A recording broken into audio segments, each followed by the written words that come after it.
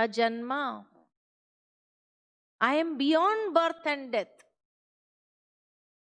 अब ये दोनों श्लोक कंट्रोवर्शियल महसूस होते हैं, और इसीलिए लोगों ने जब ये महसूस किया कि कई श्लोक कंट्रोवर्शियल है गीता के अंदर, तो कंफ्यूज्ड हो गए कि आखिर ये सही है, पुनर्जन्म वाली बातें या अजन्मा वाली बातें सही है।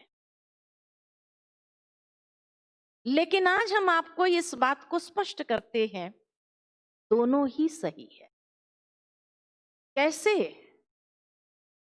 क्योंकि ये दो व्यक्ति बात कर रहे हैं, एक नहीं है। ये श्लोक कहने वाले श्री कृष्ण है, जिसके बहुत पुनर्जन्म, क्योंकि एक बार जिसका इस संसार में जन्म होता है उसका मृत्यु भी निश्चित है, और इसीलिए श्री कृष्ण का जन्म भी दिखाया और मृत्यु भी दिखाते हैं। तो श्री कृष्ण के भी पुनर्जन्म दिखाए हैं। लेकिन जब चौथे अध्याय में श्री कृष्ण के माध्यम से बोलने वाली शक्ति वो भगवत शक्ति है, फर्स्ट पर्सन,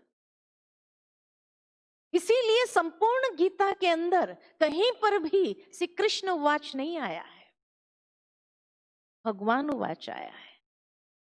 क्योंकि श्री कृष्ण के माध्यम से अजन्मा वो शक्ति, परमात्मा शक्ति जो अवतरित होते हैं, इनकारनेट्स, डिसेंड्स, और अवतरित होकर के वो कहते हैं मैं अजन्मा हूं, मुझे तुम इन चरम चक्षुओं से देख नहीं सकते हो। यहां बहुत स्पष्ट हो जाता है जब अर्जुन से ये कहा कि तुम मुझे इन चरम चक्षुओं से नहीं देख सकते। अब वहां पर अर्जुन श्री कृष्ण को तो देख ही रहा था।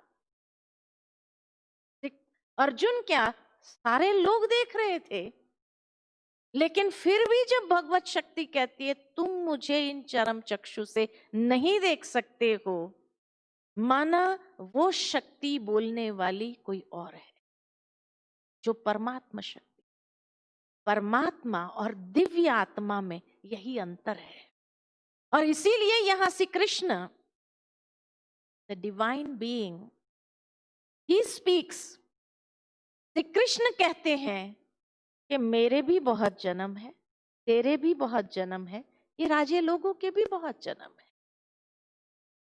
और आगे भी हम मिलते रहेंगे। लेकिन भगवत शक्ति ने कहा मैं एक ही बार, जब जब धर्म की ग्लानि तभी आता हूं, मैं बार बार जन्म नहीं लेता, मैं अजन्मा हूं और अधर्म के समय पर ही अवतरित होता हूं। इसलिए दोनों ही श्लोक सही है, लेकिन बोलने वाले अलग अलग पर्सनालिटीज। और इसीलिए जब मनुष्य ये बात नहीं समझ पाते हैं, क्योंकि वो एक ही फिगर को देख रहे हैं, तब समझते हैं कि ये कंट्रोवर्सी क्यों है। लेकिन कंट्रोवर्सी नहीं है, क्योंकि दो पर्सनालिटीज बात कर रही है, जो धीरे धीरे समझ में आएगा जैसे जैसे हम गीता को आगे देखते जाएंगे। और उसके बाद भगवान आत्मा की शाश्वतता को लेकर के समझाते हैं बड़े सिंपल शब्दों के अंदर, और कहते हैं कि हे अर्जुन, जैसे देह में देहधारियों की बाल्य अवस्था, यौवन और बुढ़ापा, ये तीन अवस्थाएं हैं, इसी प्रकार दूसरी देह की प्राप्ति भी एक परिवर्तित अवस्था है। उसमें आत्मा का नाश नहीं होता है। इतने सिंपल शब्द में ये बात कही कि आज एक बच्चा जैसे बड़ा होता है, यौवन अवस्था में जाता है, तो शोक नहीं करता है, खुशी से जाता है। खुशी होती है बचपन से युवा अवस्था में जाने की। युवा से बुढ़ापे की ओर जाता है, तभी भी खुशी है, क्योंकि अनुभवी हो गया। तो जब एक अवस्था से दूसरी अवस्था में जाते तो खुशी है, शोक नहीं है। फिर जब बुढ़ापे के बाद दूसरी देह की प्राप्ति करता है तो वहां शोक क्यों है? वो भी एक परिवर्तित अवस्था है। आत्मा का नाश तो कहीं भी नहीं हुआ, एक सहज, क्योंकि आत्मा की जो पोटेंशियल है, इतनी अथाह शक्ति है, लेकिन अब इंद्रियां शिथिल हो गई है और इंद्रियां शिथिल होने के कारण वो उस पोटेंशियल को लाना चाहते हैं, कर नहीं पाते हैं। इसलिए उन्हें स्पेस चाहिए और ऐसा साधन चाहिए, इसलिए वो दूसरी देह की प्राप्ति करता है। तो वहां शोक क्यों है? एक लाइन के अंदर कितनी गहराई वाली बात समझा देते, एक अर्जुन को नहीं, हम सब अर्जुनों, कि ये खुशी है। और इसीलिए जब दूसरी देह की प्राप्ति करते हैं तो वहां पर उसको फील्ड भी मिलता है, टाइम भी मिलता है, और उस अनुभव को जो संस्कार के रूप में कैरिड फॉरवर्ड करता है, उसको प्रकट करने का पुनः एक चांस मिल रहा है। तो वहां हम दुखी क्यों हो जाते हैं? उसके बाद युद्ध का विधि विधान बताते हैं कि ये जीवन रूपी संघर्ष का विधि विधान क्या है। बहुत सुंदर बात यहां कही हुई है भगवान ने। और भगवान कहते हैं सुख दुख, सर्दी गर्मी, मान अपमान को सहन करना एक भरतवंशी पर निर्भर करता है।